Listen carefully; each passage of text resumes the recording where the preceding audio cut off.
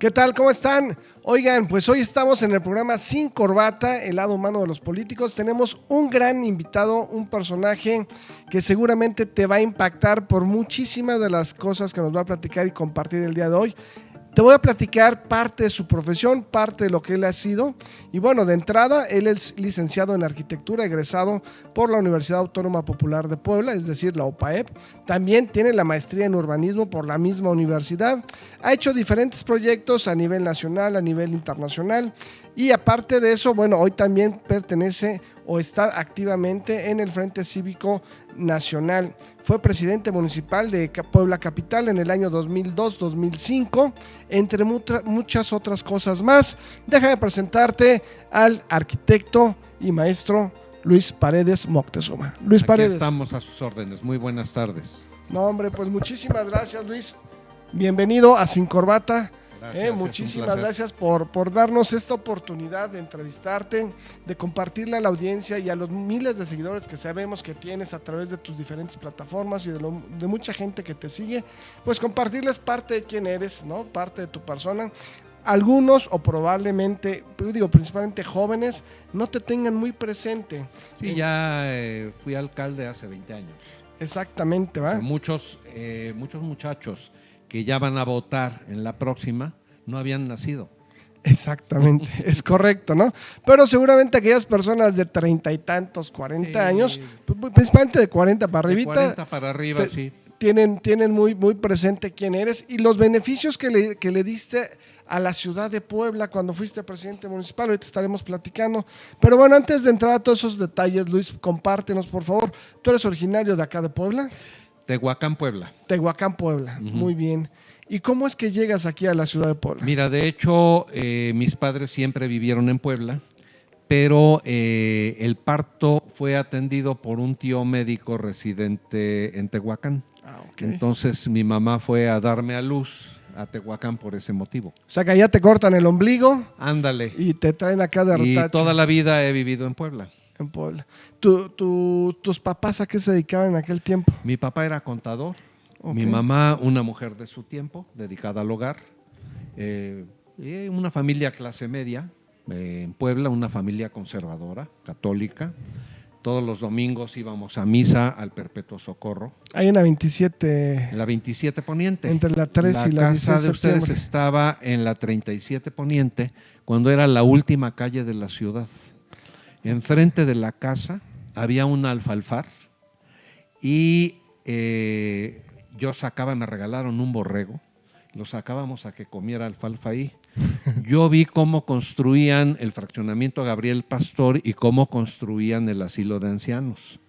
Luego Huexotitla, sí, el Colegio América, mis hermanas iban a la América, yo fui al Benavente, estuve 11 años en el Benavente, 6 primaria, 3 secundaria, 2 prepa. O sea, en aquellos entonces solamente eran 2 años de preparatoria. Oye, qué interesante. Fíjate, esa parte de la Puebla antigua, ¿no? Que fue un desarrollo muy bonito en la zona de Huexotitla, la Gabriel Pastor, parte del Carmen. Ahí donde el Carmen Chulavista, es anterior. ¿no? El Chulavista. Carmen, mira, Puebla no creció durante 4 siglos y las 3 primeras décadas del siglo XX. La primera expansión de Puebla es a la colonia Santa María. Okay. Francamente con una calidad ya muy abajo de la calidad que tenía el resto de la ciudad. Luego ya se hicieron el fraccionamiento San Francisco, el fraccionamiento El Carmen, la colonia La Paz, y estamos hablando de la posguerra. O sea, los empresarios poblanos, fundamentalmente textiles, les fue muy bien con la guerra, porque pues destruida la capacidad productiva de Europa, ellos... ¿Te refieres a la Segunda Guerra? ¿Te refieres a la Segunda Guerra Mundial? Así es, estoy refiriéndome a la Segunda Guerra Mundial, 39-45. ¿Sí? Entonces viene una época de bonanza para la industria poblana y se hacen casas de una enorme calidad. El fraccionamiento San Francisco tiene casas de una calidad extraordinaria. ¿Qué es el que está ahí por la Cruz Roja? Está del otro lado. Por el lado de San José, está ¿no? Ándale, entre San José y San Francisco. Ajá, en esa parte. Y vamos a decir de la 10 Poniente a la 18. Ándale, es correcto. ¿Sí? Tiene unas casas con talaveras de mucha calidad, herrerías forjadas de mucha calidad, son casas buenas. El Carmen también es de esos años, y ya en los años 50, finales de los 40, principios de los 50, y durante mucho tiempo la colonia La Paz, que es un proyecto sumamente ambicioso. Y bueno, y con casas enormes, muy bonitas, ¿no? Casas Y enormes, una pero también espectacular. analiza, por ejemplo, la avenida Teciutlán, analiza los prados adyacentes a los lotes, hacia la calle, es pavimentada en concreto, o sea, una colonia extraordinariamente bien realizada, donde muchas de las mejores casas han sido demolidas, o sea, ha tenido una transición en el uso del suelo, y muchas han sido demolidas y otras han sido remodeladas y ya no son residencias, sino que son bancos, son oficinas, en fin, es interesante, pero La Paz sigue siendo La Paz. Oye, Luis, ¿y tú sabes de arquitectura? Pues nada más 2 que 3 cosillas.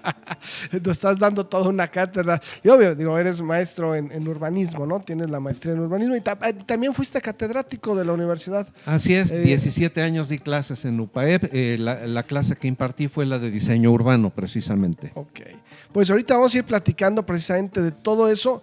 Y bueno, hoy vamos a entender precisamente por qué ese corredor vial es tan exitoso y liberó muchísimas cosas aquí en Puebla, que era un tráfico inmenso, yo me acuerdo muchísimo, pero vamos a entrar más adelantito en esos temas. Luis, nos decías que de chamaco sacabas a pasear un borrego y que había ahí un terreno ya después de Sí, de o tu sea, casa. lo que hoy es el fraccionamiento Gabriel Pastor, entre la 37, que era la última calle de la ciudad, y la 43, ese fue el fraccionamiento, bueno, sigue siendo el fraccionamiento Gabriel Pastor. Yo vi cómo lo hacían, vi cómo construían el asilo de ancianos, luego vi surgir Huexotitla, en fin, y fue el rumbo en el que yo crecí. Oye, seguramente todavía te tocó la parte del río del 5 Bueno, el de río de mayo, San ¿no? Francisco, fíjate que, como les he comentado, yo fui alumno de los hermanos de las escuelas cristianas en el Colegio Benavente.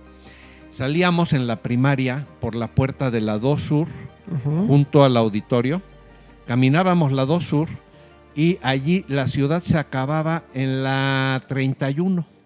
O sea, el último tramo pavimentado estaba entre la 29 y la 31. Luego había un camino de terracería que iba a dar a la esquina de la 35 Oriente y 16 de septiembre. Evita. Y ahí estaba el rancho de don Jesús Ortiz, padre de los Ortiz Caso. Fueron 10 hermanos, buenos amigos. Hemos sido amigos por 3 generaciones, nuestros padres, nosotros y nuestros hijos, ¿no? Ah, mira, qué interesante. Así es, además éramos vecinos, ellos también vivían en la 37 Poniente, a 300 metros de la casa de mis padres, la casa que sería de ustedes. Muchas gracias. Y bueno, era toda una aventura salir del colegio, meternos al caminito, le decíamos, había hacia el río de San Francisco, había un milpar.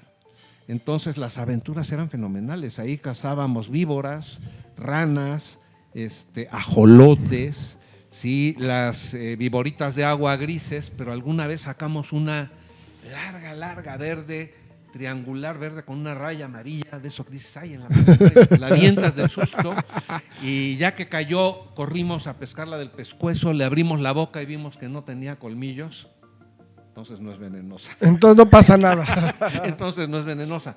Y esos eran, treparnos a los árboles. El río de San Francisco corría allí. Había una represa en la 29, a la altura de la 29 Oriente y lo que hoy sería entre la 4 y la 6 Sur. Por la Procuraduría. Una represa que frenaba el agua del río de San Francisco y la metía a un canal que alimentaba las turbinas generadoras de electricidad del molino de Huexotitla. Órale. Sí, entonces, mi vida en ese sentido pues era semiurbana, semirural, ¿no? O sea, diario para ir a la casa, teníamos clases en la mañana y en la tarde. El horario era de 8 a 12 y de 2:30 a 5. Entonces, era una aventura diaria, ¿no? O sea, nos la pasábamos fenomenal. El grupo de amigos, debo decirles que mi grupo de amigos de esa época, seguimos siendo amigos y nos reunimos todos los últimos viernes de mes y los 22 de diciembre nos reunimos, esa es fecha solemne, o sea, los de cada mes puedes ir, no ir, pero la fecha solemne es el 22 de diciembre, en la que nos hemos reunido sin parar desde 1967. ¡Wow! Híjole, qué interesante, ¿no? Digo, sí. Una amistad de más de 5 décadas. Una vida. Así es, de toda una vida. Bueno, y déjame decirte, en 67 ya teníamos años de ser amigos. Para empezar. Sí. O sea, estamos hablando de tercero, de primaria. Han muerto algunos. O sea, el amigo, mi más querido amigo de aquella época murió en un accidente hace 50 años. Murió a principios de febrero. No tengo la fecha exacta, pero a finales de febrero del 73. ¿Cómo se llamaba? Ángel Borja Osorio. Ángel Borja Osorio. Era mi mejor amigo. Cultivamos la amistad desde el kinder. Antes del Benavente, fuimos juntos al kinder y luego el colegio, salimos del colegio y seguimos siendo amigos, ¿no? Salimos de la universidad y seguíamos siendo amigos. Qué barbaridad. Oye, qué lamentable, ¿no? Así es, su familia tiene un rancho hasta la fecha en Izúcar de Matamoros. Y viniendo él de Izúcar, tuvo un accidente mortal en el tramo Izúcar-Atlixco. Cuando todavía era una carreterita, años, claro, hoy es 4 carriles. Claro, sí, ya ha cambiado mucho. Oye, Luis, ¿y tú eres hijo de cuántos? Fuimos 3. 3. 2 hermanas mayores que yo hasta hace algunos años. Hoy yo soy el mayor. Okay. Y bueno, una familia, como te digo, clase media, católica, conservadora, con una educación patriótica muy sólida. O sea, desde que yo me acuerdo, veíamos el grito y el desfile. Y desde luego al toque del himno nacional, firmes, ponerse de pie. ¿Sí? Claro. Bueno, es que antes eso te inculcaban los padres. Así es. ¿No? Y yo todavía a mis hijos y a mis nietos. ¿Cuántos hijos tienes? Tengo 3 hijos. 3 2 hijos. mujeres, un varón. ¿Se repitió? ¿Perdón? ¿Se repitió? O sea, tú fuiste 2 hermanas y tú, así y acá es. se repite y igual 2 hijas y un hijo. No voy a dar más datos por respeto a las damas en cuanto a edad, pero bueno, en mi caso yo soy el menor. Okay. En el caso de mis hijos, el varón está en medio. Ok, muy bien. ¿Y cuántos nietos tienes? 5. 5 nietos. 5 nietos. Oye, qué padre, ¿no? Sí, me divierto mucho. Me imagino. Tú eres una persona, yo he tenido la oportunidad de escuchar muchos comentarios de ti, ¿no? Muchos muy buenos, en su gran mayoría, ¿no? Pero también algunos que te describen como un hombre de carácter firme y fuerte. Bueno, la vida te va forjando. Debo decir que mi padre murió cuando yo tenía 10 años. Muy joven, muy niño. Y la situación de la familia económicamente se complicó. Entonces, yo sé lo que es ganar dinero desde muy chico.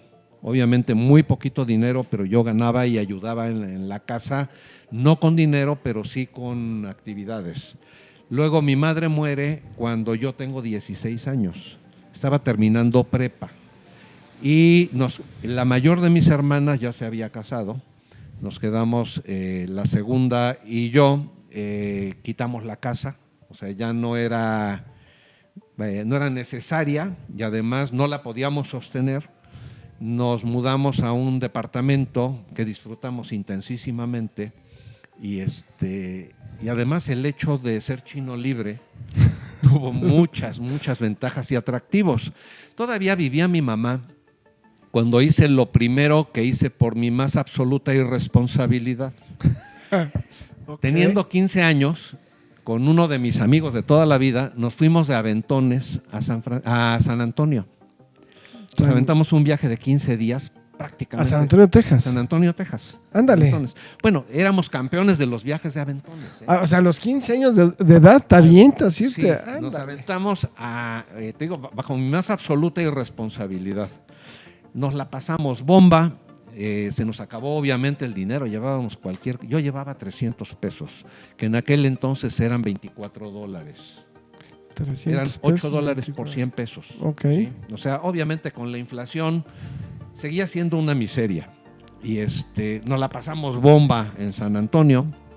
De regreso se nos acabó la lana. Entonces nos metíamos a los mercados y nos hemos dicho socios. Oye, socio, llegábamos a los puestos de barbacoa y cosas así. ¿Qué te gusta? ¿1 kilito? 2. Yo creo que 2, no nos va a alcanzar. ¿Podemos probar? Sí. Y así veníamos comiendo. Llegamos a casa. Cuando llegamos a la Ciudad de México, tomamos un taxi y no teníamos lana para pagarlo, pero llegamos a casa de su abuela. Okay. Y ya la abuela nos dio la lana para pagarle al taxista, ¿no? Y luego al año siguiente ya había muerto mi mamá. Terminé prepa el 25 de agosto, fue mi graduación. El 2 de septiembre, con otro amigo que ya tiene un rato que no veo, nos fuimos también de aventones a San Francisco, California, cuando San Francisco era la cuna del hipismo, y de hecho estuvimos una semana en Haight-Ashbury, que fue el corazón del hipismo, ¿sí? También fue una experiencia absolutamente extraordinaria. Regresamos el 4 de octubre de 1968 y no sabíamos nada del 2 de octubre. Es justo lo que te iba a preguntar. Cuando llegamos, de lo único que hablaban nuestros amigos era del 2 de octubre. Nosotros veníamos azarosamente. Entonces, pues, el 2 de octubre nosotros la pasamos a toda dar, obviamente no leíamos periódicos, no sabíamos qué había pasado. Nos enteramos cuando llegamos. Y de hecho, mis primeras acciones políticas se dieron antes de que terminara yo prepa. El 26 de julio se detona el movimiento del 68. Entonces, yo ya participé en acciones estudiantiles políticas de derecha, ¿sí? Desde antes de salir de la prepa y antes de entrar a la universidad. Que en ese tiempo estabas en el Benavente. En el Benavente. Ahí empiezas a inmiscuirte, a involucrarte. Sí. O sea, el Benavente era el semillero del FUA. El Frente Universitario Anticomunista. ¿sí? Así es. Entonces, además, esto casaba perfectamente con mi educación hasta la fecha. Okay. O sea, desde luego hay algunas adecuaciones a las circunstancias históricas y de vida, pero en esencia sigo en lo mismo. ¿sí? Y bueno, ¿existe todavía el FUA? No, yo fui el último presidente, fíjate. Okay. ¿Contigo se termina el FUA? Mira, lo que pasa es que nunca hubo un reemplazo. Okay. O sea, fue habiendo reemplazos desde 1961 hasta yo creo que lo último debió ser por ahí del 80. La última participación relevante que tuve como presidente del FUA fue en el Pacto de los Remedios, que fue el 17 de septiembre de 1977. No es cierto, de 1975. Ok. De 1975 para incidir en la sucesión presidencial del 76. O sea, estábamos viviendo un sexenio parecido al actual con Luis Echeverría. Después de un péndulo a la derecha con Manuel Ávila Camacho, o sea, después del radicalismo de Calles y de Cárdenas, con la derrota de la República Española, a la que Cárdenas le apostó, y luego con la detonación también de la Segunda Guerra Mundial, y ya estamos hablando de Franco, Hitler, Mussolini, el sistema político mexicano, el que ha sido el corazón y sigue siendo lo mismo, y siguen siendo los mismos, deciden una tregua, porque les dio miedo que pasara lo que en España. En España perdieron todo con Franco y dijeron, no vaya a haber aquí otra nueva cristiada y volvemos a perder todo. Entonces llega Ávila Camacho y él se declara creyente y el sistema lo nombra el presidente Caballero. ¿Sí? Bueno, y así sigue, o sea, Ávila Camacho, Miguel Alemán, Ruiz Cortines, López Mateos, un poquito a la izquierda, pero moderado, y Díaz Ordaz a la derecha. Luego viene el movimiento del 68 para provocar la llegada de Echeverría. Y Echeverría ideologiza nuevamente el asunto. Su lema de campaña, para los que no lo conocieron, fue con la revolución y la constitución, ahí está, de lleno la ideología, arriba y adelante, ¿no? Entonces, con la religión y con la constitución. Con la revolución y la constitución, arriba y adelante. Arriba y adelante. Ese fue su lema de campaña. El lema de campaña de José López Portillo, después del desastre como el que estamos viviendo, el que iba a defender el peso como un perro. Pero eso fue después. Cuando estaba en campaña, él dijo, la solución somos todos. O sea, había un bronco, no. Entonces, el lema de campaña de José López Portillo es la solución somos todos. Con todo lo que sucedió y el defender el peso como perro, etcétera, etcétera, le dimos la vuelta al lema, la corrupción somos todos. Una corrupción brutal. Luego llega Miguel de la Madrid. El lema de la Madrid fue por la renovación moral de la sociedad. O sea, haciendo alusión al tema de la brutal corrupción que hubo con López Portillo, ¿sí? En fin, ya no me sigo adelante porque creo que no es el tema.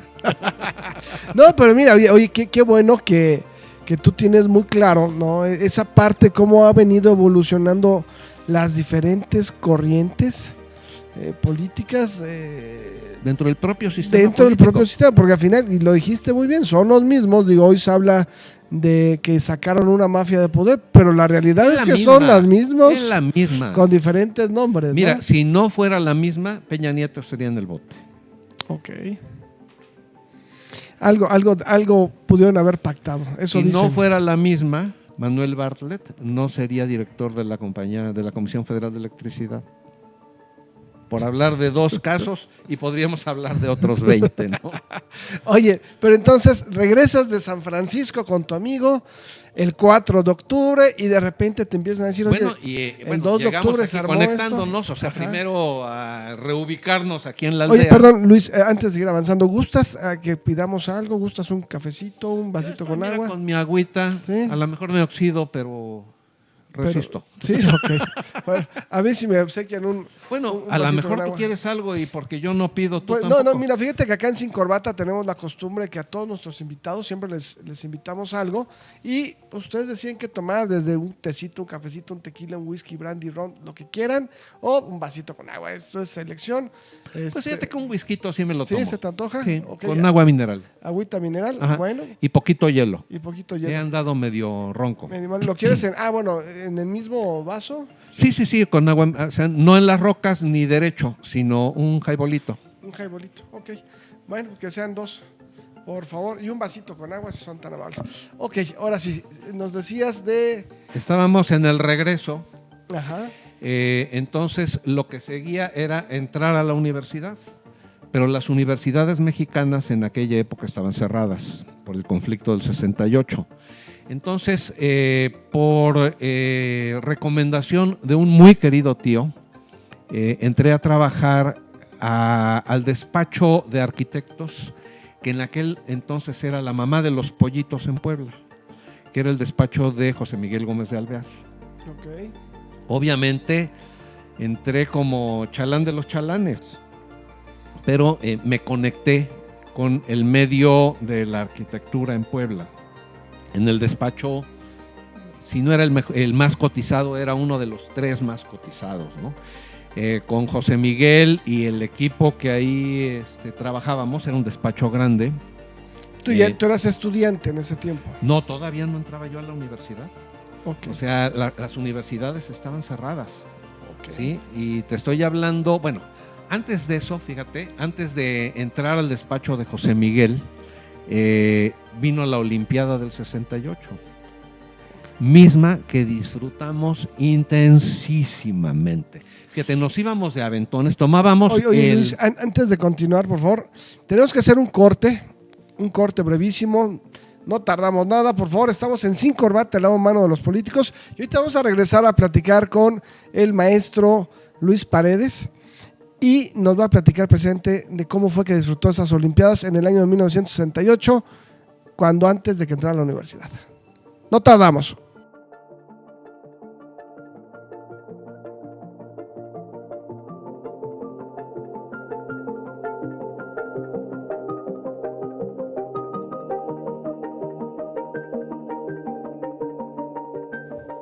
Estamos de regreso en Sin Corbata, el lado humano de los políticos, y vamos a regresar con la charla que nos quedamos, que es cuándo fueron las Olimpiadas en 1968. Luis, platícanos.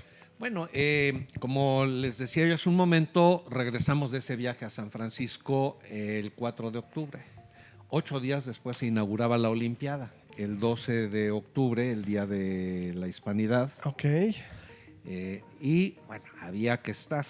Entonces, como éramos maestros del viaje en Aventón, tomábamos el autobús de San Manuel, el verde pistache, y nos bajábamos en el Mesón del Ángel. Ok. Caminábamos a la autopista y ahí pedíamos el Aventón. Llegábamos a Santa Marta, Acatitla, En la entrada de México. la mera entrada, y tomábamos un autobús que costaba 50 centavos y llegábamos a la casa de un muy buen amigo en la colonia Clavería, muy cerca, estamos hablando de Río Churubusco. Ok, al poniente. Y División del Norte. Ah, no, es al otro lado. Okay. Río Churubusco y División del Norte como la gran referencia. En esa esquina está la alberca olímpica.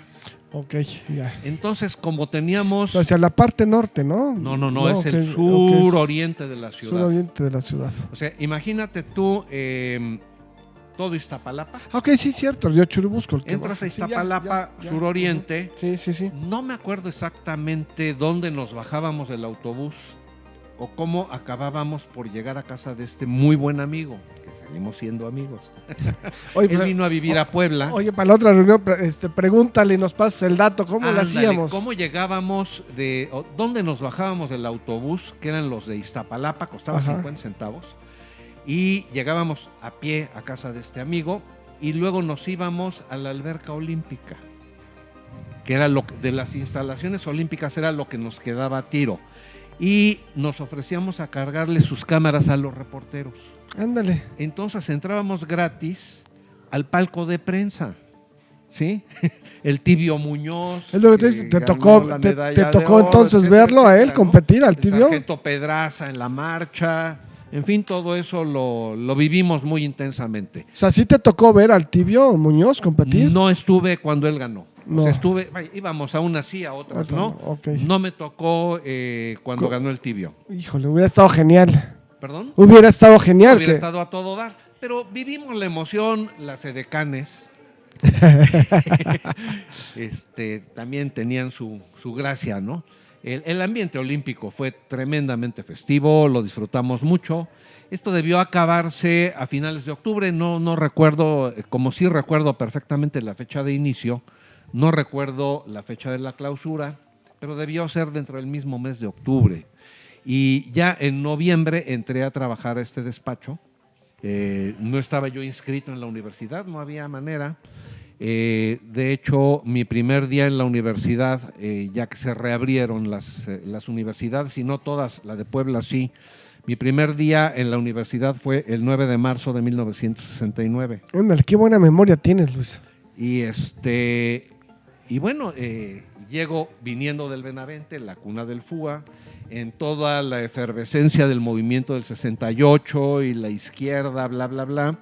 Entonces, necesaria y obligadamente tenía que involucrarme en la política universitaria dentro del marco de la política nacional.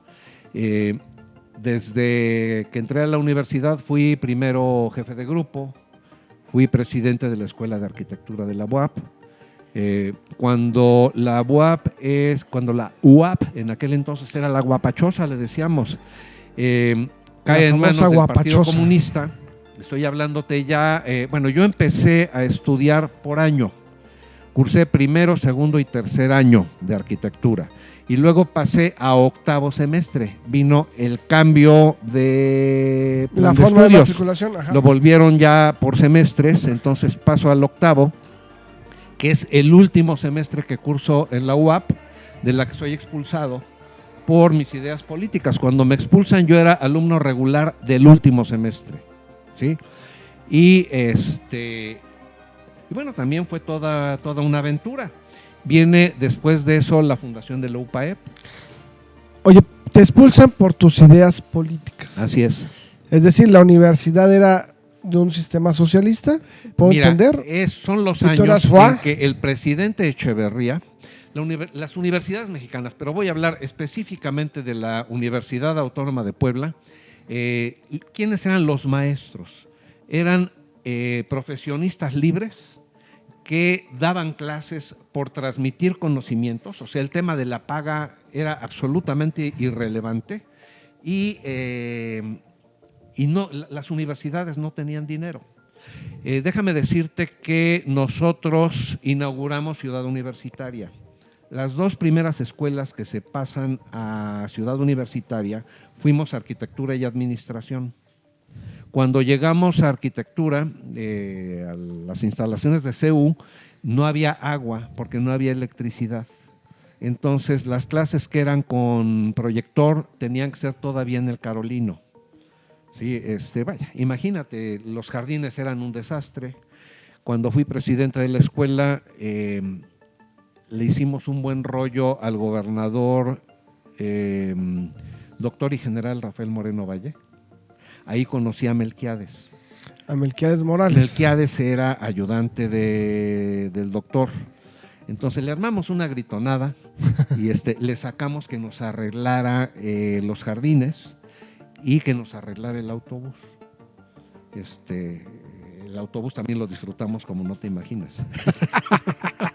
Porque nunca se lo entregamos a la dirección. Okay. Se quedó en posesión y de administración ustedes, de la sociedad de alumnos. Okay. Y armábamos unos viajes de estudios que para qué te platico, man. O sea, visitamos las grandes obras de aquellos tiempos en la Ciudad de México.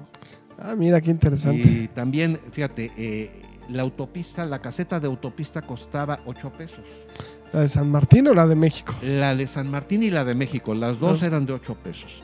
Entonces parábamos el autobús y pedíamos los 2 pesos de vuelto. O sea, la gente normalmente pagaba 10 y le daban 2 de vuelto.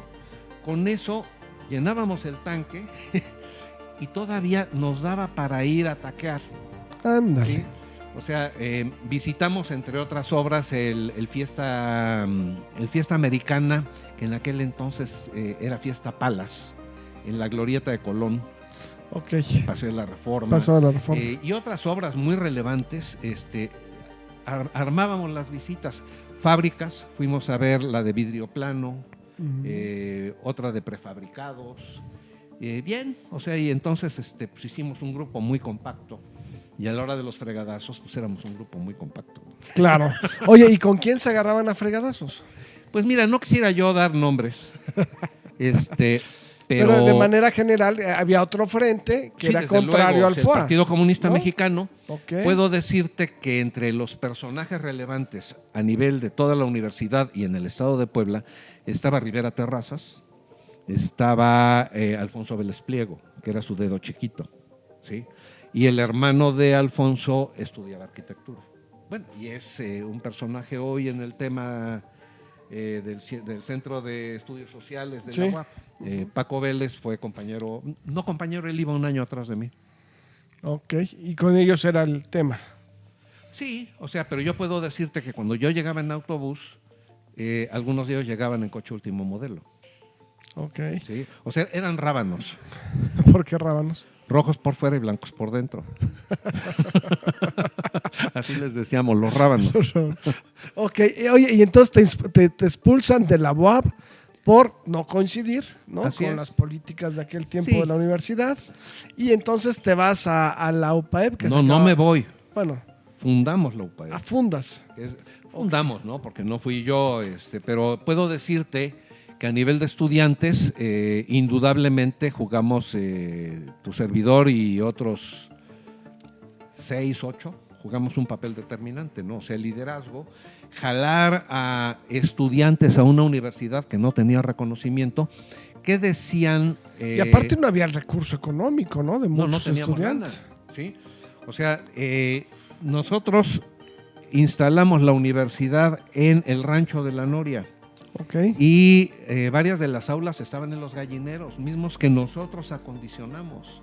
O sea, la instalación eléctrica la hizo alguien al que le decíamos el cricket. En fin, pintamos, los pizarrones eran de yeso pintados con pintura para pizarrones. La hicimos con nuestras manos a la UPAEP. Hoy, la verdad, es una señora institución, ¿no?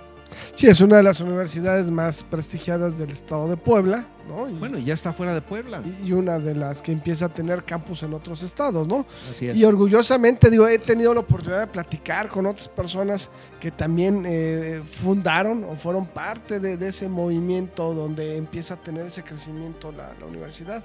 Y es interesante el cómo va creciendo, ¿no? Ujú. Oye, Luis, y retomando un poquito más de cómo eras en tu juventud, digo, nos dejas ya entrever muy claramente que eras un tipo sumamente inquieto, ¿no? Nada, y como dijiste hace rato, de China libre, ¿no? ¿Andabas? Chino libre. Chino libre. Bueno, fíjate, imagínate a un chavo de 17 años en la universidad que tiene departamento de soltero. No, pues ya imagino. Porque, como les comenté hace un momento, mi hermana, la que quedaba soltera, y yo, quitamos la casa de nuestros papás y pusimos un modesto departamento. Y ¿En dónde? ¿Te acuerdas en dónde? desde luego, en la 33 Poniente y 7 Sur. 33. El edificio Poniente. existe. Ok. Eran 6 departamentos, 2 por nivel. Y bueno, mi hermana trabajaba en Volkswagen, entonces ella se iba temprano y regresaba tarde. O sea que en el día yo tenía departamento de soltero. Cuando esto se supo, a más de 3 compañeras se les alborotó la hormona y querían conocer el departamento. Ok. Entonces, vaya, también ahí la pasábamos bomba, ¿no? La pasábamos bomba. Muy bien. Oye, Luis, ¿y cómo las... A ver, fallece, tu papá fallece, ¿cómo se llama tu papá? Mi papá murió cuando yo tenía 10 años. Tenías 10 años, y mi pero- mamá cuando yo tenía 16. ¿Cómo se llamaban tus papás? Mi papá Luis Paredes Cardoso. Luis Paredes. Mi mamá Clementina Moctezuma Martagón era su segundo apellido, obviamente de Paredes. Oye, ¿y tú cómo vives? O sea, fallecen tus padres muy joven, ¿no? Tú tuviste que trabajar seguramente por Así es. necesidad para entrar Así a es. Piolín. Digo, seguramente quiero pensar que tus hermanas, una de ellas que trabajaba en la Volkswagen, nos acabas de decir, La otra ya estaba casada. ya estaba casada, pero al final tuviste que entrar a la chamba. Entonces, ¿tú estudiabas y trabajabas? Sí, claro. Sí. ¿Y Sí. cuál fue tu primer trabajo? ¿Ahí en este despacho? En el despacho de José Miguel Gómez de Alvear, primero como chalán Ajá. y ya luego como dibujante, ¿no? Ya ibas escalando hasta que ya supervisas. Luego ya al final José Miguel desarrolló un conjunto de casas para venta, entonces entré al equipo de ventas, o sea, el rollo me ayuda. Ok. Entonces estuve ya como dibujante, era un desperdicio, ¿no? Ok. Entonces me mandaron a vender casas y ya fue otra etapa, ya estamos hablando de que terminaba yo la carrera, ya tenía yo coche.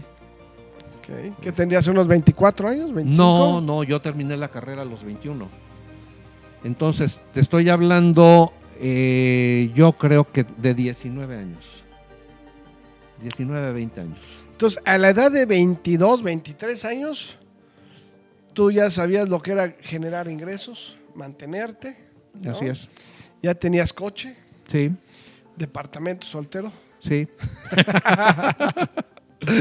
No, pues ya para qué le seguimos, Sabía ¿no? cómo viajar. ¿Sabías cómo viajar con el gordo? Oye, viajábamos con bien poca lana, man. Ajá. Pero muy poca lana.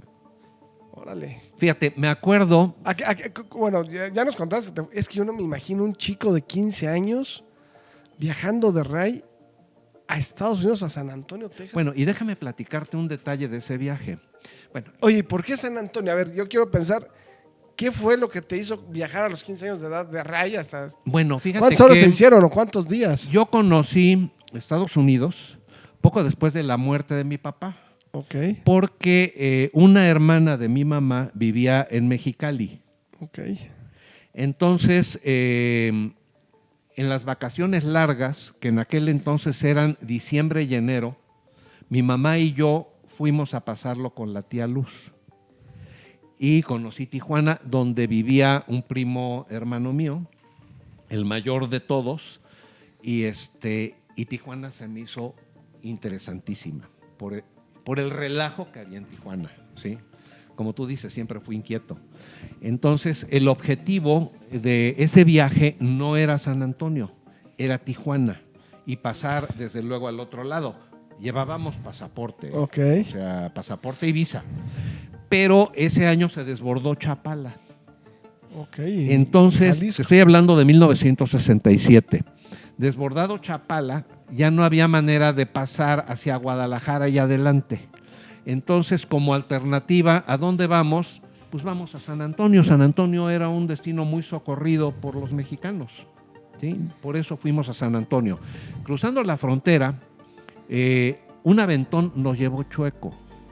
En lugar de seguir la ruta a San Antonio, nos lleva a Uvalde, pueblo que se volvió famoso porque mataron a unos niños el año pasado. ¿Sí te acuerdas? Caray. La No. matazón. No me Una acuerdo. matazón en Uvalde. Fue todo un escándalo internacional. Sí, claro, sí. Bueno, sí, a cómo ese no, pueblo sí, muy fuimos a dar lamentable. y pasamos la noche en un prostíbulo, que no sabíamos que era prostíbulo. Era una cafetería, entramos muy inocentemente y luego comenzamos a ver movimientos muy raros, ¿no? Y nos entreteníamos jugando en un futbolito que tenían.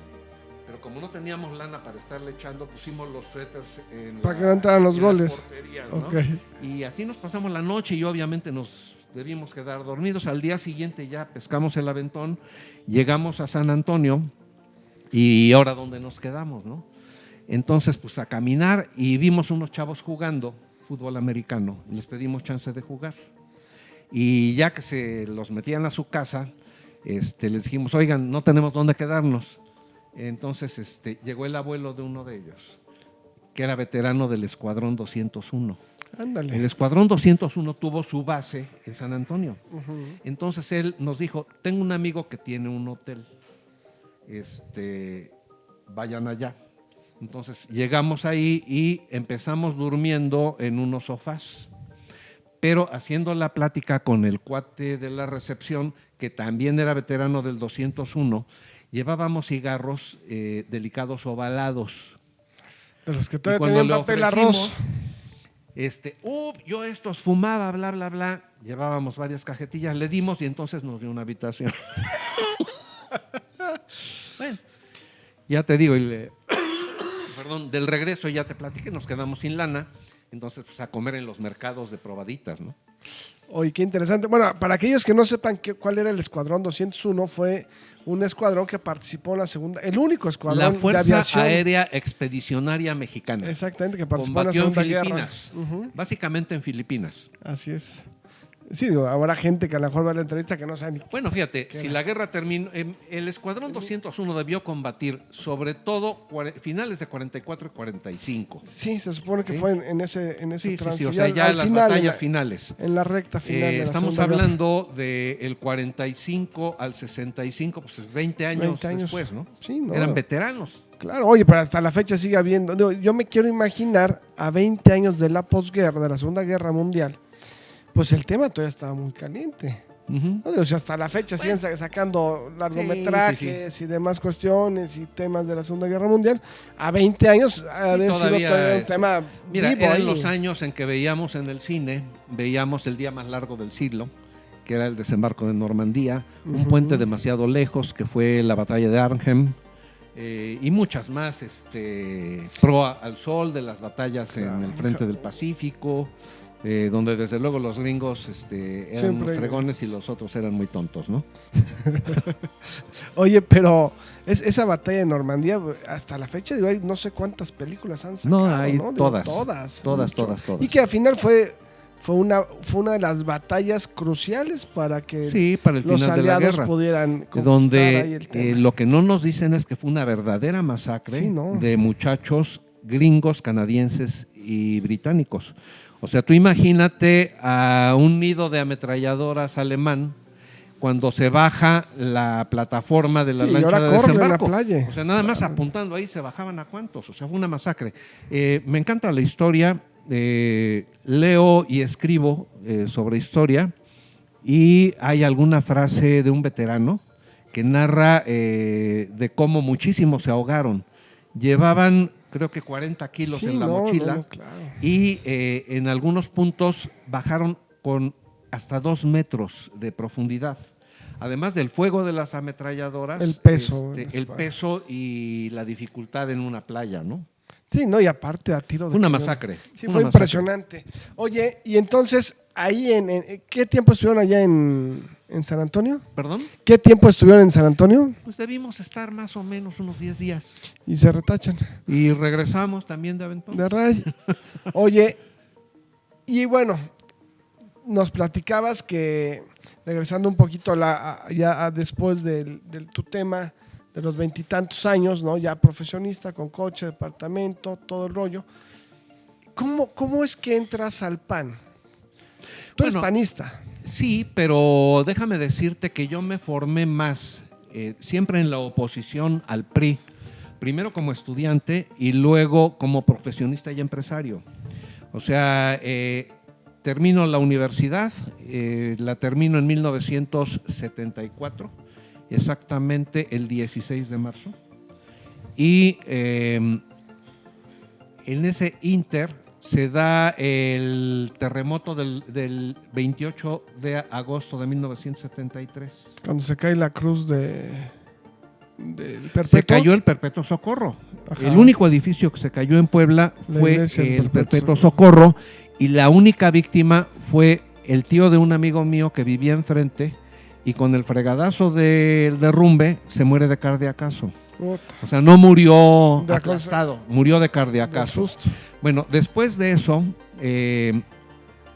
por mis relaciones hechas durante la fundación de la UPAEP con los empresarios de Puebla, pues obviamente quedé muy bien conectado. Entonces me llama el que era presidente de la Cámara de la Construcción, el ingeniero militar Enrique Estrada Cuesta. A él le dan el contrato de reparación de inmuebles de propiedad federal dañados por el terremoto. La iglesia. Estos inmuebles de propiedad federal eran en su totalidad templos católicos. Intervine en 47. De esos 47, solo demolí uno. Era insalvable, pero logramos salvar estructuras que tú las veías y decías, si estornudo esto se va a caer, ¿no? O sea, bóvedas con grietas que te dejaban ver la luz del otro lado. Entonces, bueno, esta fue toda una gran experiencia. ¿Te acuerdas de la escala de aquel terremoto? Debió ser arriba de 8. Ah, caray. Debió ser arriba de 8. En el departamento éramos un tercer nivel, o sea, sin contar planta baja, primero, segundo. Nosotros estábamos en el tercero. Mi ventana daba a la 7 Sur y tenía yo un arbotante de alumbrado público, y del otro lado de la calle un transformador de Comisión Federal. Me despierto con los jaloneos del terremoto. Claramente veía cómo se deformaba mi recámara. La estructura. Y dormía yo con la ventana abierta. Se apaga el arbotante de alumbrado público y el transformador de enfrente comienza a arrojar chispas. O sea, es probablemente el susto más fuerte que me he llevado en mi vida. Caray. Estuvo fuerte. El epicentro estuvo en Maltrata. De los lugares que salieron más dañados fue Quecholac. Desde luego Orizaba. Maltrata, acá cerquita, en las cumbres. Quecholac, aquí muy cerca. Sí, cerquitita. Y bueno, o sea, tuve 2 etapas reparando iglesias. La primera fue en la ruta Tecamachalco, Ciudad Cerdán. Todos los pueblos intermedios. Quecholac, Palmarito Tochapa, Los Reyes de Juárez, Santa Úrsula, etcétera, etcétera. Eran caminos de mano de obra, se llamaban, hoy son carreteras. Muy interesante también meterte a todos estos pueblos y la experiencia de reparar estructuras tan dañadas, ¿no? Claro. Además con consultores de muy alto nivel.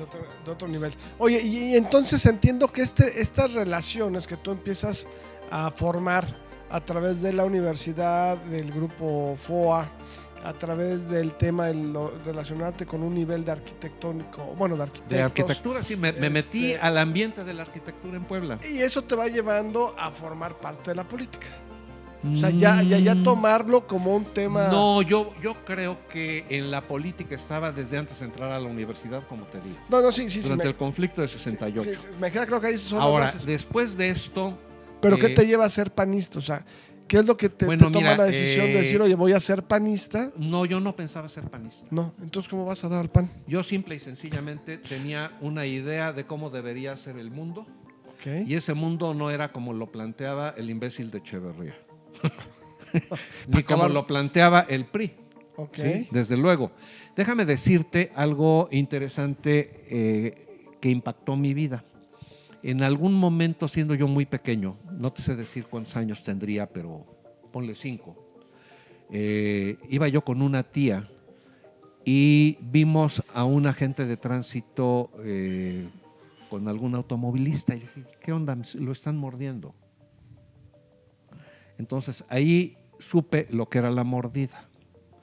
Mi primer acto de gobierno, en el primer minuto de mi gestión, fue la multa cero. O sea, la mordida como parte esencial del sistema político mexicano hasta la fecha.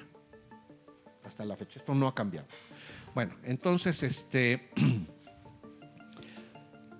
bueno, termino la universidad, me meto a este tema de las iglesias, terminan las iglesias, pongo mi despacho, 1974, me caso en 76, soy presidente del Colegio de Arquitectos de Puebla en el año 82-84, me toca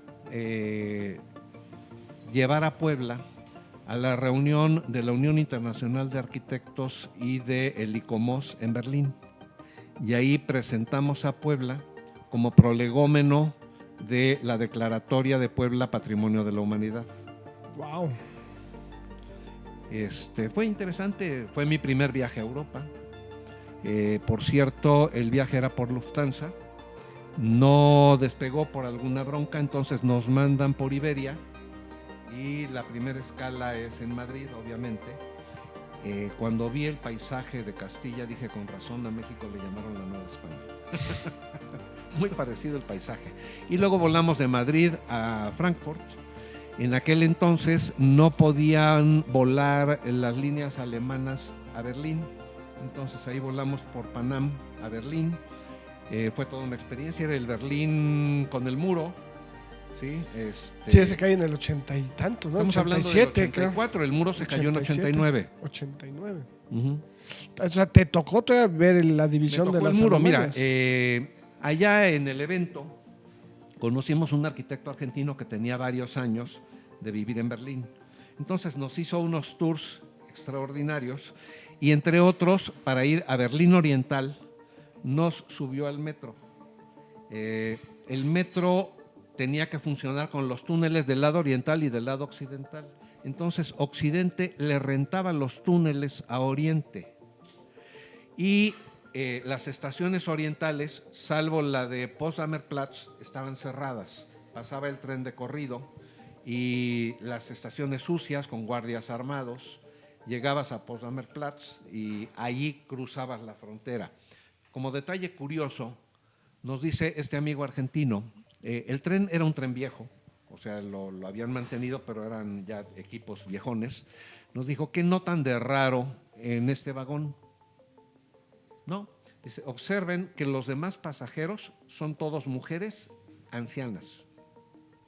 Los únicos varones y jóvenes éramos nosotros, ¿no? Órale. Tampoco había mujeres jóvenes. ¿Por qué? Porque eran las únicas que podían ir y venir. ¿Sí? Entonces ellas falluqueaban. ¿Sí? No se quedaban del lado occidental, porque si se quedaban del lado occidental perdían su pensión. Entonces, bueno, y el cruce de la frontera es la frontera más desagradable que he cruzado en mi vida. O sea, había guardias armados a la entrada de las diferentes casillas, pasabas tu pasaporte, el vidrio que había ahí parecía ser blindado. Había una puerta del otro lado y adivinabas que había otro guardia armado pasando esa puerta y te cobraban, no recuerdo si eran 50 o 100 marcos por la visa. Entonces 50 eran caídos y otros 50 te los daban en marcos orientales. Y con los marcos orientales lo único que podías comprar era comida. O sea, si querías comprar algo, tenía que ser con moneda dura, ¿no? O sea, dólar, marco occidental, tarjeta de crédito. Oye, qué interesante. Qué interesante pues el vivir, ¿no?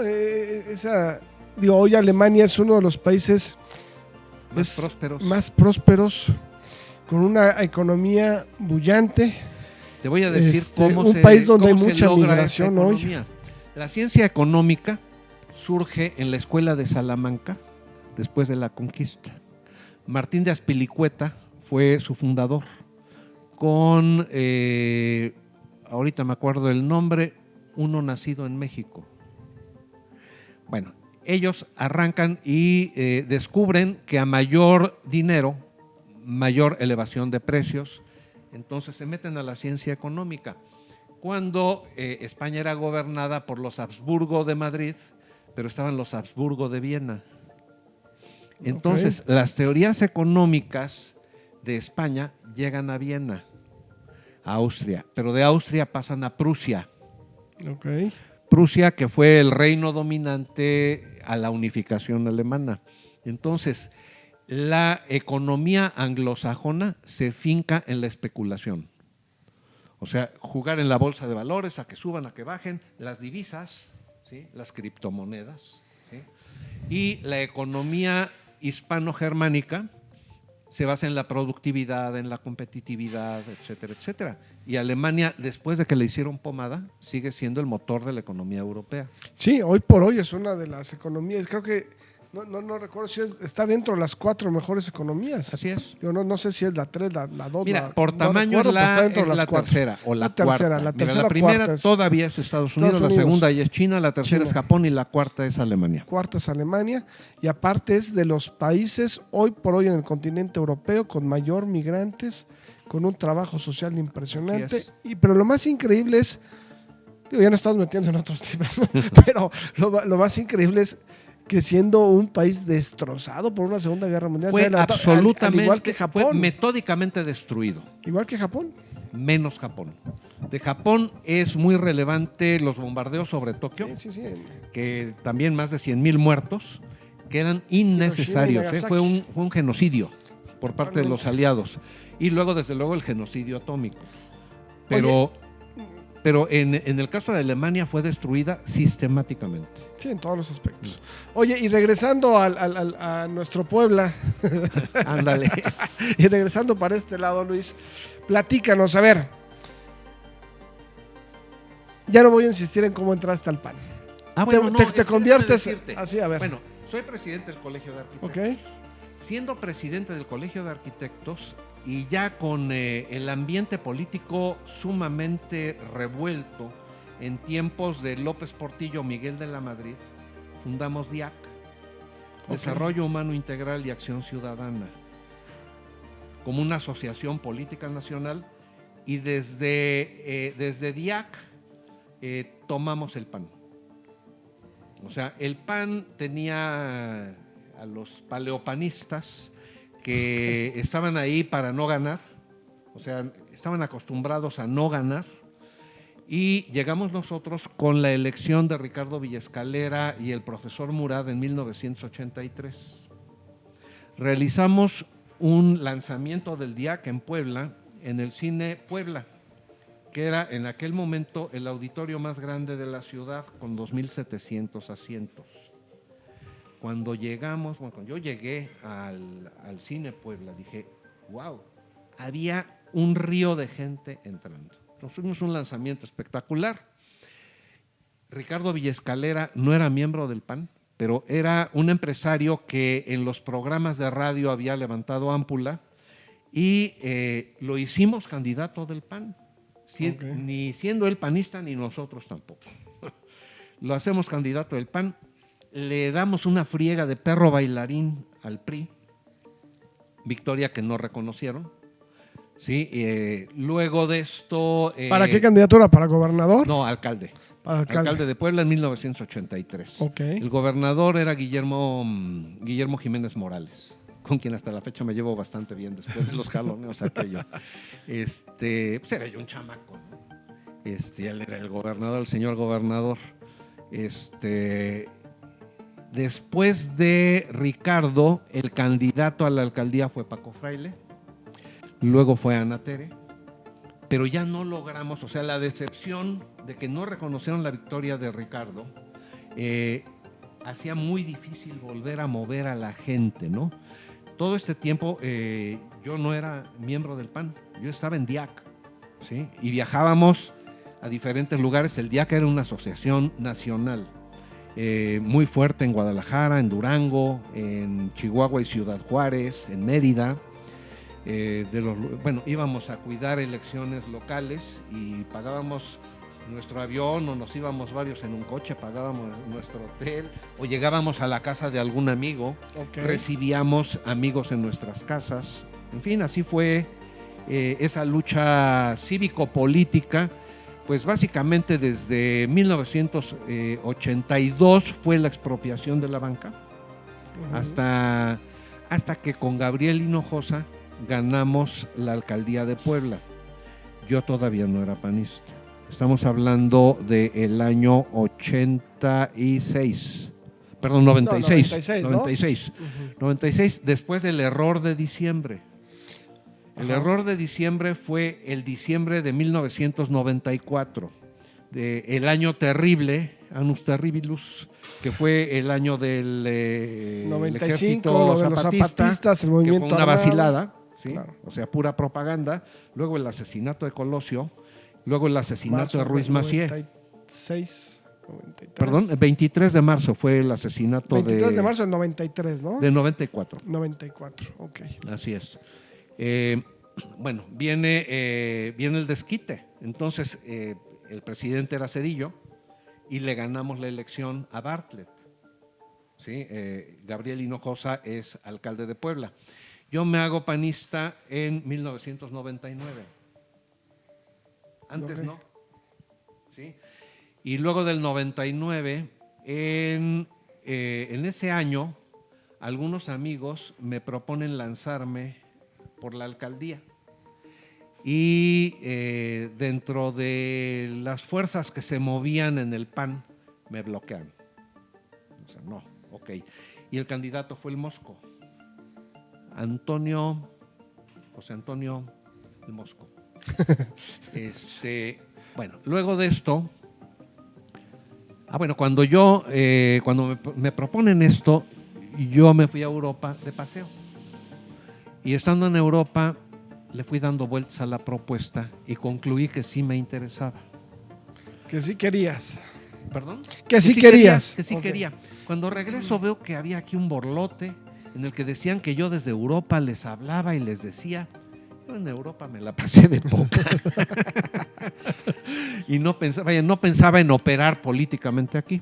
Total que no se dio, perdimos. Y para el 2002 dije, ahora sí. Pero esto salió chistoso porque fui a un evento en donde el tema era urbanístico, ahí en San Francisco, donde fueran las oficinas de la LALC y ahora creo que la Secretaría de Economía. En el patio fue el evento. Y saliendo ya, me llegan los reporteros y me dicen, oiga, ¿y se va usted a lanzar por la alcaldía? Pues a lo mejor. Al día siguiente la nota fue Paredes se autodestapa. Pero lo curioso del caso es que me comienzan a llamar amigos. Ajá. Oye, voy contigo. Dije, pues ahora sí. Pues vamos, ahora ¿no? sí. Y ciertamente no era yo el candidato de la nomenclatura del PAN, pero les ganamos. Luego hicieron todo lo posible porque perdiera yo la elección, pero ganamos. ¿Sí? Y de ahí ya viene una serie de conflictos que trataremos un poquito más adelante. Ok, digo, porque también fuiste candidato a gobernador, ¿no? Pero aspiré a la gubernatura. Aspiraste a la interna del PAN, ¿no? En la interna del PAN, a donde hicieron de todo para que no fuera yo. Ok. O sea, pero absolutamente de todo, ¿eh? Impresionante. Habiendo vivido lo que viví, déjame decirte que el ser alcalde, bueno, yo como arquitecto y como urbanista, trabajo en modelos a escala. El Ayuntamiento de Puebla es un modelo a escala del gobierno del Estado, del gobierno de la República y de la Casa Blanca.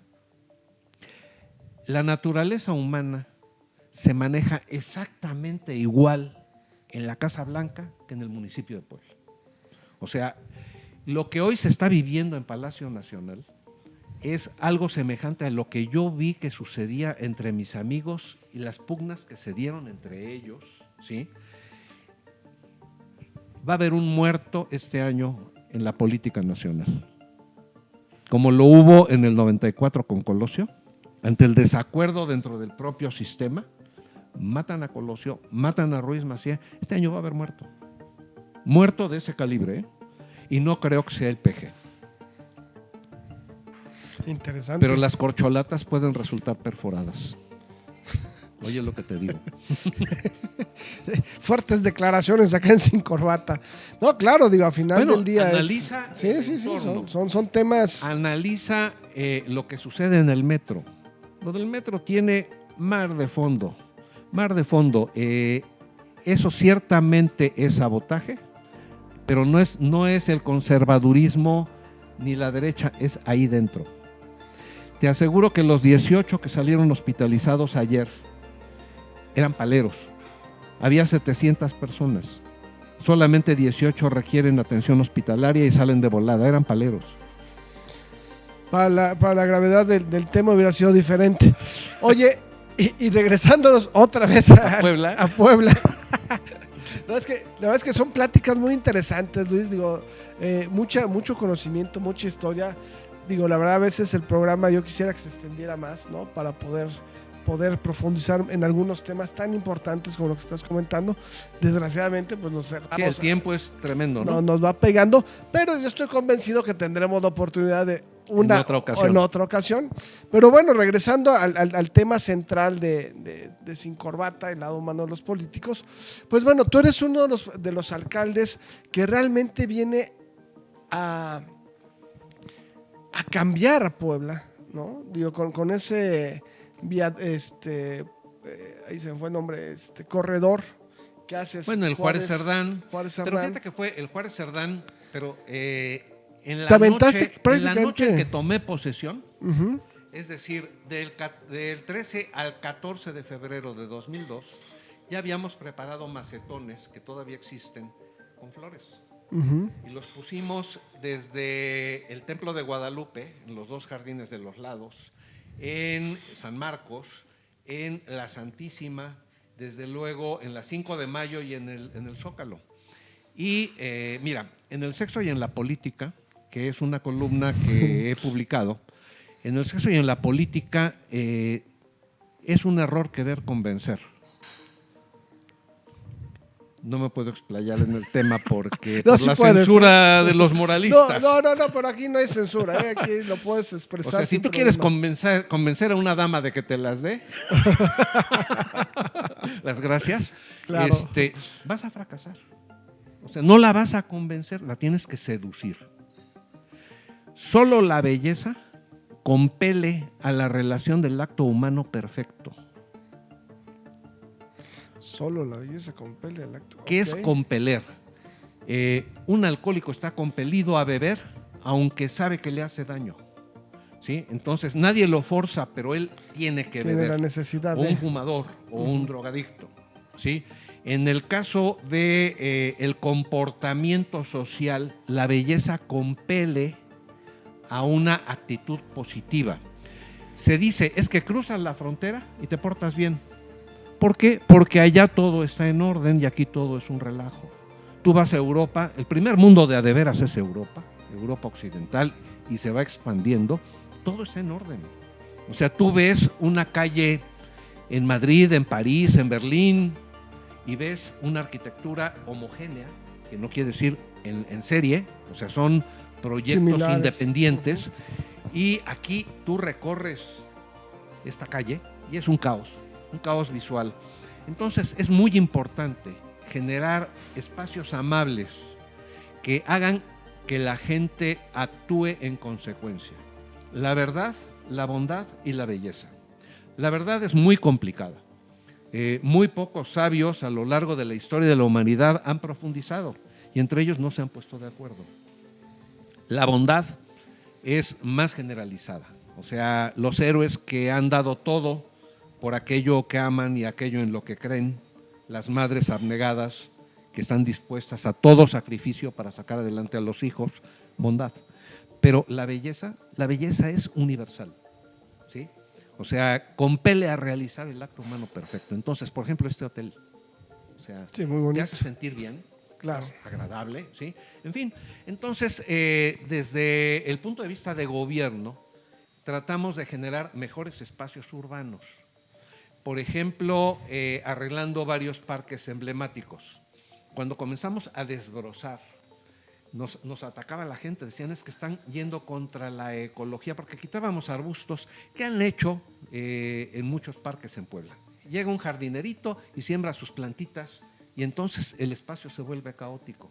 Lo que hicimos fue quitar lo que estorbaba y cuando la gente vio cómo quedaban los parques, se acabó la bronca. Hicimos el ángel custodio, ¿sí? Por ejemplo, iluminamos la catedral, iluminamos sin número de palacios y fuentes. Déjame platicarte una experiencia interesante. El 4 de mayo de 2003, recién que había yo tomado posesión como alcalde, fui a Francia y negocié el contrato del alumbrado público.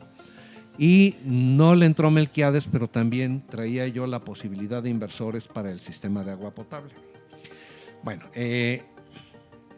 arranca todo esto y en mayo de 2003, yo tomé posesión en 2002, invito a la inauguración de la iluminación de la catedral y del palacio al presidente Fox. No viene él, pero viene el secretario de Gobernación, Santiago Krill, y bueno, apagamos el zócalo para que luciera el evento, trajimos a las fuentes danzarinas, entonces arranca, bueno, antes del arranque, Pepe Mateos, el maestro de ceremonias, anuncia al representante del presidente de la República y la silbatina mentando madres, ¿no? Luego la del gobernador igual, la del arzobispo igual y la del alcalde igual. O sea, nos mentaron la madre parejo, como debe ser. Y arranca el espectáculo de las fuentes y oías que la gente decía, bueno, acaban las fuentes y entonces comienza a emerger la catedral. No le pusimos foquitos. Sí, no, fue una iluminación muy bonita. Sí, otro nivel. Por los mismos que han iluminado la Torre Eiffel, el Palacio de Praga, etcétera, etcétera, ¿no? Entonces la gente rompió en aplausos. ¿Sí? O sea, ahí tienes claro lo que es el efecto de la belleza. Y entonces entiendes por qué los que se oponen a la civilización, como un tal llamado el Cacas, ¿sí? Se opone a un aeropuerto como el de Texcoco y hace una porquería como el de Santa Lucía, ¿sí? O sea, la belleza, el orden les impide desarrollarse, necesitan caos, ¿sí? Entonces, la mejor opción que tenemos para que se imponga la civilización es la creación de belleza. En todos los órdenes. O sea, la belleza en la arquitectura, desde luego en el urbanismo, la belleza es el esplendor del orden, pero la música, sí, claro, la pintura, la escultura, belleza, claro. etcétera, etcétera. El arte ha sido subvertido, igual que la política, ¿no? O sea, hay música que no es música, es antimúsica, etcétera, etcétera. Sí, sí, hoy hay unos géneros muy feos. Bastante. Oye, Luis, pues mira, lamentablemente nos tenemos que ir, pero antes de irnos, por favor, nos vamos a aventar 5 minutitos nada más. Vamos a entrar a una sección que se llama Las Netas, ¿no? Yo te voy a hacer Las netas del planeta. Las netas del planeta. Te voy a hacer una pregunta, tú vas a dar la respuesta rápida, ¿no? Muy, muy breve, que es el significado de lo que entiendes. Y con eso vamos a ir cerrando ya nuestro programa el día de hoy, con la advertencia, ¿verdad? Y te pido con la aceptación podemos repetir, de que nos aventemos la segunda parte de esta entrevista, porque hay muchos temas todavía que por hablar. ¿Te parece bien? Bien. ¿Listo? Sí. ¿Ya tomaste agua? Sí, otro traguito. Ya entrados en gastos. Ok, empezamos con la primera pregunta. Puebla, ¿qué significa para ti Puebla? La ciudad que amo. Ok. ¿Tus padres? Toda una herencia. ¿Muerte? Un final feliz. ¿Política? Posibilidades en grande de realizar sueños grandes. ¿Andrés Manuel López Obrador? Cacash. Ok. ¿2024? Vamos a ganar. ¿Quién es? Mira, va a ganar la oposición. Y déjame decirte algo, si me permites extenderme. En el año 2000 no ganó el PAN, ganó Fox. En 2006 no ganó Calderón, perdió el PG, perdió el Cacash, ¿sí? Y el año antepasado, en 2021, en Puebla no ganó el PAN, perdió Morena, ¿sí? O sea, en el 2024, después de la catástrofe que está viviendo México, va a perder el Cacash y va a perder Morena. Ok. Familia. El lazo más profundo. Ok. Por último, sin corbata. Hay que ser relajado. Los formalismos son muy incómodos. A veces hay que hacerlo. Cuida las formas, que las formas te cuidarán. Pero sin corbata es muy cómodo. Perfecto.